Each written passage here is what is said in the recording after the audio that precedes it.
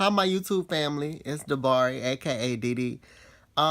Today I'm doing a video that I've been wanting to do for the longest time. But before I do that, I wanted to actually shout out to all my subscribers, all my everyone who is now a part of my family. Um, my my anybody who has liked, commented, anybody that is following my Instagram page, I appreciate so much the love that you all have given me. It's beyond words how I feel. So I am so grateful for y'all. Thank y'all so much. I wanted to actually talk about my DL Man experience. I have this little thing where I just love DL Man for some reason. But I'm kind of getting over that now. But anyways, let's get into it. So boom. I basically, and I want to be respectful of this guy because we are friends to this day. We have a friendly relationship. Now, he's someone that I do have to pull back from sometimes because we clash a lot and we just think differently. And so I met him on Jack, which is like a gay app, a social network for gay people. And when I met him, I reached out to him and he had a picture up that, turned out it wasn't him, but at the time I thought it was him. But anyways, so we chatted up a little bit. I didn't think it was going anywhere, but it kind of did because next thing you know, we exchanged phone numbers and, pictures and stuff like that. And he kind of showed me his actual picture, but it was kind of like dark, so I couldn't really tell. So we talked on the phone before I go over there to meet him. And I always like to talk on the phone with somebody so that I can like make sure they're not crazy or anything like that before I meet up with somebody. And so it turns out I head over to his house after we talk on the phone. And when I go to the door, the first thing I notice is, hold up, you don't look exactly like your picture. But in my head, I was saying maybe just maybe, the pictures were edited. Or maybe that was a younger picture. So I was like, okay, cool. So I walk in. At this point, I'm like, okay, I'm going to just go with the flow, see what happened. We did not get sexual that night at all. The first night, we didn't. And, we just talked, got to know one another, and, stuff like that. So anyways, fast forward a little bit, we kind of keep somehow meeting up. Like, I keep coming to his house, and we're not going out or anything, but I'm coming to his house to chill or whatever. And we're still not having sex, keep in mind. So...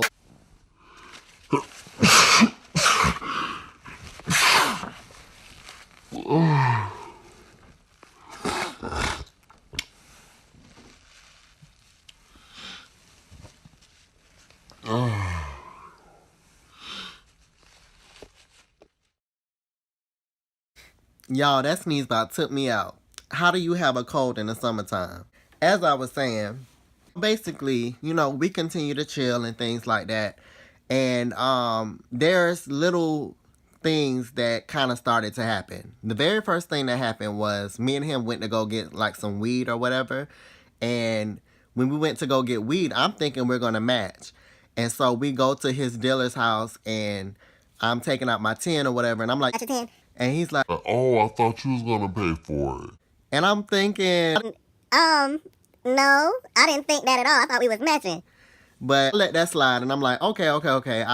Since you thought that, I'll go ahead and pay for it and we'll do whatever. So that was the very first thing that ever happened. And the thing about it is, when I was around him this whole time, it was always other people, that I started to slowly see he was involved with. Now, he always would tell me, I'm single. I do what I want to do. I stay by myself. I don't have to answer to anybody. I'm not married. but there were people he was dealing with that he made it seem like one girl in particular he was dating. And so she would call and she would be like, Hi, bae, and this and stuff like this. And, thinking that that's her boyfriend. And he would say, babe back to her, like making her feel special. But like when he got off the phone with her, he was like, he would say stuff like, Oh, I just tell her that stuff to make her feel good. stuff like that. So, I mean, I didn't think that was particularly nice, but it kind of wasn't my problem at the time. Not to say I didn't care, but I'm just saying, like, I didn't know what they had going on, and that was none of my business. And so basically, this girl, you know, would bring him things he needed because he was like on a tight budget. And so that was another sign that I should have kind of been mindful of, because he was basically using her in a way, you know, for what she could bring to the table. And he would always say stuff like, Oh, I'm spoiled. I like to be spoiled and stuff like that. My parents and grandparents, they always spoiled me, so I expect, who I'm with to spoil me. so let's kind of maybe backtrack and then fast forward at the same time, however you do that. And y'all keep in mind, this story is so long. It's so many twists and turns. This situation was just a very bad part of my life. And it was the lowest part of my life. Like, when I met him, I was like 206 pounds. And that was more than I had ever weighed. I was always like 160. And so you can kind of see like what state I was in when I met him.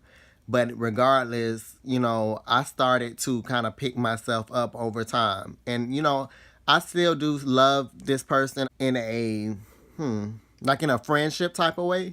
Like, I want to make sure he does well in life. Like, I actually do wish well on him.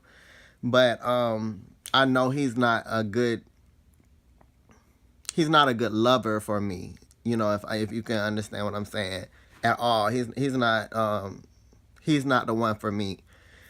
But as we continue to hang out, me and him start to do things like have sex or have sexual relations. With that being said, you know, during those times where we had sex, he would say things that kind of made me feel like things were going a certain way. You know what I'm saying? He would say those little things they whisper in your ear. And so, you know, I'm believing in him and stuff like that. I'm an emotional person. Like, I don't just go around giving my body to anybody. And honestly, I don't necessarily enjoy sex unless there are some type of feelings involved. So I'm more sensual than sexual, if anything. So here are where things start to kind of switch up for me. So when we first met, he told me he was 22 or 23. He told me he was a forklift driver, so he said he worked at night. He told me his name was Chris. And for the purpose of this video, I will not give out his real name to respect my friend. Again, I'm just telling my story. This is my story. This is something I experienced, so I have the right to tell it. And I did tell him that I was doing this out of respect. But those things he told me, basically, they all turned out to be lies. Even down to, like I said, the picture was not his picture that he had used on Jack. And so this is what happened. He would show me, like, he had showed me his pictures from when he was younger. Like when he was like in high school or, you know, stuff like that, a lot younger. And I'm thinking at the time when I'm looking at those pictures that, you know, because he's like the same age as me, that he was like maybe 16, 17 at the time. And so I remember one scenario where he showed me this picture and I ended up flipping the picture over on the back and I saw a name on the back. And I was like, let's just say it said Devontae. And so I was like, Whose name is this? and he was like, Oh, that's my cousin's name. or something like that. He said something like that. And I was thinking, why would you put your cousin's name on the back of your picture? And he was like, oh, well, you know, da-da-da-da-da. He just made something up. Like, he's good at that. But, and you know you're good at that. Anyways, I was like, okay. I was like, is Chris really your name? He was like, yes, that's my government. Like, it's on my birth certificate and stuff like that. And so, also, over time, I would notice little things. Like, with him telling me he's 23, it was little things that kind of made me question it. And, like, for instance, he would have, like, little specks of gray hair in his head. Or, like, if you looked at the top of his head, I don't want to give out too much, you know what I'm saying? But basically, you know, he had some, you know, when you get older, when men get older, they, you know, hair start to recede and things like that. So I noticed things with his hair that kind of made me question whether or not he was really 23. So I would ask him, did your dad, was his hair like this at this age or something? He was like, no, my dad had a full set of hair. My granddad too. He would tell me stuff like that. And so I know y'all, I sound like I'm just boo boo the fool. And maybe I was, but I try to believe in people. You know what I'm saying? I try to, especially if I'm just meeting somebody, I have no reason to just think you're going to lie to me. Now, I know now that people will just lie to you, especially if they don't have no attachment or connection to you like that. They'll definitely lie to you and feel not, they won't feel bad about it. And that's the biggest thing I learned in this situation is that you can't think that everybody else is going to operate the way you operate. Now, if I don't go around lying and cheating and stealing and all of these things, that does not mean that somebody else won't, and they don't think that that's okay. So that's one thing I learned, with this situation. But eventually, what happened was I looked up that name. Check this out, y'all. I looked up that name on Google or something. I was like going on vacation or something, and something told me, look up that name, see if you see him on Facebook or something. And when I pulled up that name, it came up as the address that I had went to see him. And I said to myself, Chris is not your name. Chris was not your name this whole time. And it was saying that he was a certain age over 30. And so I'm like, wow, like this boy has really just told me the biggest lie ever and just going with it. And then another thing I had found out is, one day we was like, 1 week we were spending so much time together. Like we would spend, basically stay out till like 1 a.m, going to the beach or, hanging out at a certain spot in where we live at, like a little park. And every night I'm thinking, I thought you're a forklift driver at night, so why are we out here and you're not working? But I'm thinking at the time he was off from work or something. But the thing was, the following week still had got money, so I was like, okay, so I don't think you're actually working. And so it's just like little things that over time I found out, like, that's the thing about it. Things will always be revealed. Anything that's in the dark will always come to the light, especially to me. I don't even have to work too hard. Like, everything falls into my hand. So let me finish about the other girl. So basically, one day me and him had fell out, and this was around the time where he just really started to kind of switch on me and kind of like treat me really bad. And there were times where I really had looked out for him. Like, he had showed me his, like, a bill he had to pay one day back when we were first getting to know each other. And, he was just making it seem like he was just having hard times. And it touched my heart because at the time I was thinking, you're 23, you don't have your parents, you have no family, you have all of this going on, and I'm blessed and fortunate. And so I want to be a blessing to somebody like you. And so with me looking at it that way, like life is not fair to him, I thought to myself, I can help him out. So what I did was I was like, I'll take care of that bill for you. And it was like $100 or so. Now keep in mind I had like a whole lot of money saved in the bank at this time. And eventually over time, all of that money kind of depleted because he would just say things to manipulate me. Like, he would always tell me, I'm hungry, I haven't had anything to eat and things like that. And my heart would go out to him. But, over time, I just started to see more and more signs that he was just using me and manipulating me. And I was playing the dumb role. Like, I really was. And I'm embarrassed about it, but it happened. It was a true story, and it helped me grow to this day. So, like I said, there was one girl in particular that he would kind of use in a way. And he was calling babe, but, talking behind her back and stuff. And so she worked at a particular store, and he had took me in one day. He was like, that was the girl right there that I deal with. That's her right there I'll be talking on the phone with. And I'm thinking, why would you take me in the store? Like, I don't want to be around anybody that you talk to like that. And it makes me feel flawed. And I went right through her line and checked out and everything. And this was a sweet girl. I felt like really bad because like I'm not into like taking no females, men, or anything like that. Listen, my situation with him was my situation with him. Like he didn't tell me about anybody prior to that whole, me meeting her or hearing about her. So I felt bad, and yes, I could have stopped dealing with him if I knew that he was dealing with her. But sometimes that's hard, like when you kind of start to kind of feel somebody and you didn't know anything about that previously. So I'm not proud of it, but it's the truth. And so eventually I knew where she worked at, and this is where it kind of takes a twist and turn.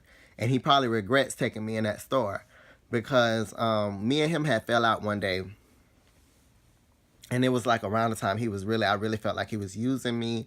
I felt like he was just being very deceitful and just very hurtful towards me and disregarded my feelings and everything. And so I said, I'm gonna expose you, da da da da da. And he's like, all right, okay, do what you feel. I don't care. I don't care. Don't come around here no more, stuff like that. But I don't think he thought I was like really serious. So it just so happened that one night he walked this girl home, and she didn't stay too far from him. And he actually had wanted me to drive her home, but I said, I don't feel comfortable doing that. Why would I have her in my car and I'm with who she thinks is her man? Like, I feel flawed doing that. So I can't do that. I'm sorry. And so he ended up walking her home, but with him doing that, I kind of knew where she stayed at. And so that day where we fell out and I said, I'm going to expose you, I was leaving his house and I was driving that way towards her house. And so when I drive past her house, I saw her sitting on the steps of her apartments. And I was thinking, wow, like everything is falling into place and this boy is about to get exposed. And I was just so angry at the time. Now, I pulled into her apartments and I said, hey, I'm trying to be nice. I'm like, Hey, I come in peace. Can I talk to you for a minute? I believe your name is da da da da da. and so she was like, yeah, you can talk to me. And she came over. She was just looking like, what's about to go on? So she come up to the door of my car, and I'm like, I know you don't really know me like that, but I have some stuff to tell you, and I want to make sure that you're mentally and emotionally prepared before I tell you this. Like, I don't want to hurt you or anything, and so I want to make sure you're good before I reveal this information. and she's like, okay, I'm good. So I'm like, Okay, so me and you, we basically dealing with the same man. And the guy you're dealing with, he's not really, he's on the DL. and so she was like, who? You talking about Sean? And I said, Baby, that's not his name. Sean is not his name. He told me his name was Chris, and that's not his name either. I said his name is da da da da da. and she was like, oh, wow. And I said, baby, he's really this age here. And I said, this is his real age. And she said, wow, he told me he was younger than me, like that. And she said, I really thought he was younger than me. So this guy had met her as well and kind of, now I will say like the situation in which me and him met, he didn't so much pursue me. It was like online, we met online and we just met up. But she had said that she was walking home one night from work or something like that, and they bumped into each other. He kind of scared her at nighttime, and I guess they had met that way. And so I told her all of this stuff, and she was like, well, I don't judge you or anything. I have an uncle that's kind of like that. And but I thank you so much for telling me. Now, I don't know if she likes me to this day. She might not like me at all. She could have just been being polite. And at the end of the day, I respect her. She was a sweet girl, so I do, I understand that she looked out for him like I looked out for him, and she was probably used like I was used. So I just hate that she had to go through that like me. That was a hurtful situation. And so you can kind of see how this guy was towards people in his life. Like I said he liked to be spoiled. He said that anybody in his life had to do something for him, things like that. And that always bothered me because the type of friend I am, if you're my friend, I'm going to look out for you anyway. But I would always say, why don't you look out for me? Why don't you, why is it always one way? And he would just say, Bari, if I had it, I'm just not doing good right now. If I had it, I would get you. Like, I promise you, like, one day I'm going to get you back or whatever, whatever. And he would always say that to me. And he would say stuff like, you never believe in me. You never, he would try to turn it on me to make it seem like I was crazy and stuff like that. And this situation with him was very abusive in a way.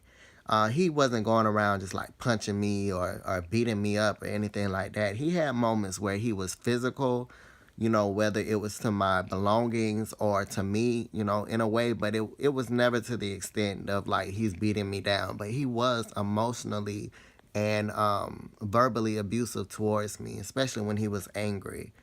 And he was very manipulative. Like, he would switch on you in a minute. Like, as soon as he got what he wanted, he would go back to who he was before. And that was so scary to me. And it was so hurtful because I was just thinking, I really care for this person, and they're just treating me like the dirt on the bottom of their shoe. And we would just have moments where I would feel like we were being vulnerable with each other. And, we would go to the beach, and I would feel like those were the realest moments we spent with each other. And, or like those moments where we were close in bed and we were sexual, it felt like everything was just so real, it felt like. But in time, I found that, that's not how he was looking at things. And to this day, he still kind of jokes around and like tries to throw me off. He said things like, I just tell you anything to throw you off. And I don't necessarily operate like that. Like, what comes out of my mouth is the truth. It's always the truth, I have no reason to lie. I'm an adult. And so I would just say that was like the first time, this would have been the first time in my life I had ever just felt like somebody almost hated me. Like, somebody had so much hate for me that they could easily just harm me. Or like they just had not necessarily hated me, because I don't feel like he has that in his heart, but I felt like he just didn't, he had a disregard for my feelings for me as a human being. For me, he felt as though, I felt in my mind that he felt because I was a part of the LGBT community that I was not worth love or worth or his true intentions or truth. I wasn't worth those things to him. I was worth the manipulation I was receiving. And that was so hurtful to me for a while. Like, he used to tell me things like, oh, that's why I don't deal with femmes. And because his thing is he likes femmes and transsexuals. And so he would tell me, when he got mad at me and like we got into an argument, he would say, that's why I don't like dealing with femmes. You worse than a pregnant woman. You was just so, oh my God, you too much and stuff like that. Like, he would really put me down, but he would not recognize that he was the reason why I was acting the way I was acting. Like, you would do these things and you would say these things that were just so back and forth. You would just have me like a wave, like just this whole situation was so tumultuous, and it was just so, it had me all over the place, just scatterbrained. And so, like I said, to this day, we are still friends. We are not, and I want to be very clear. He never has told me, like, he never was super affectionate. Now, there was moments like where I told him, you're not as affectionate. And he would work on it and get better and things like that. But he was not like super loving to me. Like, he did not embrace me the way someone that actually loves you embraces you. So there are things I should have paid attention to, and you can't always listen to the words that are coming out of someone's mouth. You have to look at the actions. And just because you ask somebody, can you be real with me, can you be honest, they're not going to necessarily do that with you. They may have their own intent. But he could have told me the truth from the beginning. I would have appreciated that better. But anyways, there have been so many crazy situations, and we've had so many ups and downs, and we've been through a lot, me and him. And he's just one of those friends that I have to spend less time with. I can't be just so around all the time. But to this day, we have a pretty good relationship. But that's always subject to change with us. Like me and him are like just we just all over the place sometimes. But when it's good, it's good. Like we have great conversations, great laughs. We just it's so we have such a connection at times. But then other times when it's bad, it's like terrible. It's disastrous. It's it's the worst thing ever. And so like I said, we're in a good place right now. And in regards to the exposing that I did, because that girl was not the only time I exposed him. I also had exposed him online. I had made a Facebook, and this was after, another time where he said some very nasty things to me about how he didn't care about me at all, or, he used me, or, different things like that. He had taught me these things. And I just got so mad. I was thinking, you just did not value me. You don't care anything about me. You didn't care about my well-being. Like when I was helping you out and I was doing bad myself, you didn't look out for me. And I was just so hurt at the time, like, wow, this person really does not see me as a human being. And so I said, I'm going to show him. So I said I was going to show him. And so I went on Facebook and I saw like an old page of his that he used to have, and I added like all the friends that he had on there, and then I went to their friends and to their friends, mutual friends of that mutual friend, and I just was adding so many people and just had put our pictures up. I put this information up about him saying like what he did to me. But I just want to say to any young trans, any young gay boy, anything, I just want to say, be careful. And I'm not proud of exposing him. You don't fight fire with fire. You don't do that. You let God handle people. Whatever you believe in, you know what I'm saying? You let karma handle it. You know what I'm saying? You don't take things into your own hands like that. That was nasty of me, and it showed the extent of my character, like when I'm pushed to a certain point. And I was not proud of it. I wish I could go back in time and never have done those things. I've had people that looked at me a certain way because I did that. And so I would definitely say that is not the way to go. I would never say you go out and you expose anybody in that way, in such a messy way. I'm embarrassed to say I have done that. That's on my track record now. But I did do that out of anger, out of frustration. And like I said, I regret it. I would always tell you, it's a dangerous game when you're exposing people. Because people flip in the mind when you do that. They all they see is red. And I definitely experienced that with him a few times. Like he definitely was to the point where he almost wanted to kill me, almost, And he really wanted me to hurt because of that. And I'm not gonna say I deserved it, but I can understand the mindset of someone who is exposed like that, and they're trying so hard, especially a DL person, to hide. So just be careful out here. Don't do things like that. I would definitely say, because it's not worth it. They're not worth it, for you to lose your life or anything, or for you to lose respect. So like I said, this is my DL story, and I just wanted to tell this story because I feel like a lot of us, part of the LGBT community, you often have a lot of people that say no femmes, masculine only. And when you say masculine only, that often leads you to somebody who is DL or discreet. Otherwise, there are gay men out here that are masculine, and you would never know they're gay, and they're out and open. But a lot of us fetishize these DL men and these discreet men that show no signs of being gay. And that's the bad part, because they often are trying to keep up an image themselves. And so they're not going to treat you right necessarily. They're going to do things that kind of go against what you may be feeling on the inside. they're going to have other situations outside of you. They're going to lie to you. Like, you just have to understand that. Now, if you want to be a part of that, then that's on you. I'm not going to lie. I still struggle with DL men. It's something about that masculine energy that turns me on. It really does. But, you know, chasing a trade and doing all of that, it doesn't make you feel good on the inside.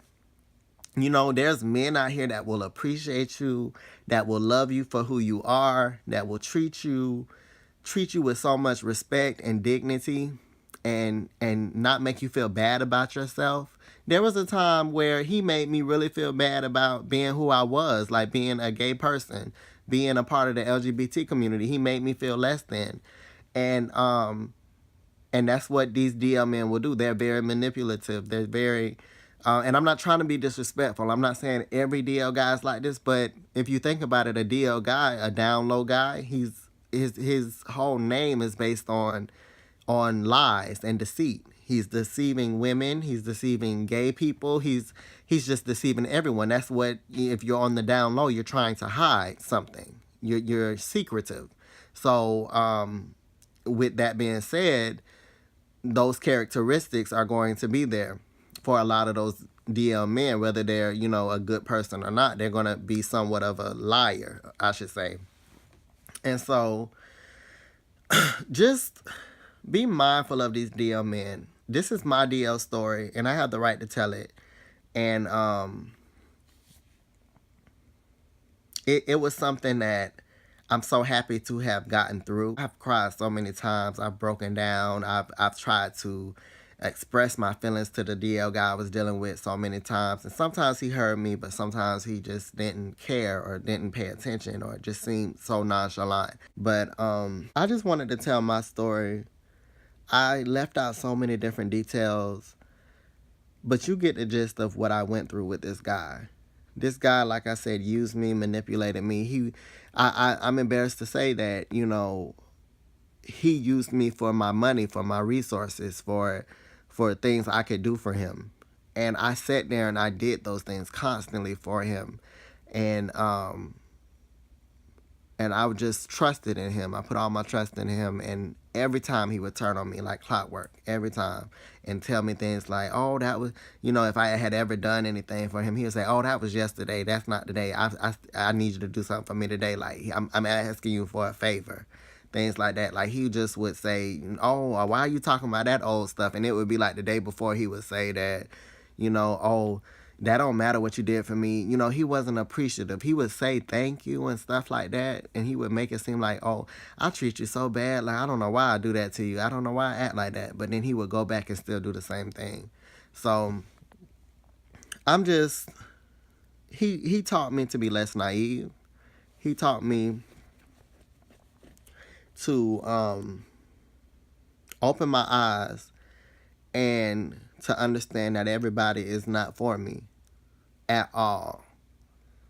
Like, everybody is not for me. And just, he taught me how to forgive as well, better, how to be more forgiving. If I can forgive him, I can forgive anybody, I feel. So I just wanted to tell y'all that. I didn't tell you everything, and there's so many things I left out, but I want to thank y'all so much again for the love you show me, and I want to thank y'all for listening to my story, listening to, I appreciate everyone that's tuned in and interested in seeing what I have going on. And so I just really do appreciate y'all. I'm really trying to push this. I'm outside of my comfort zone. I've never done anything like this before. Putting my life on such a display. I'm a very private person. I'm a very shy person at times as well. But it has been therapeutic in a way for me to just open up in this way and to just get so much love from people. And it's helped me look at people in a different way, you know. So thank you so much, guys. That's my DL story. And I'll just keep in touch with y'all. Next video coming soon.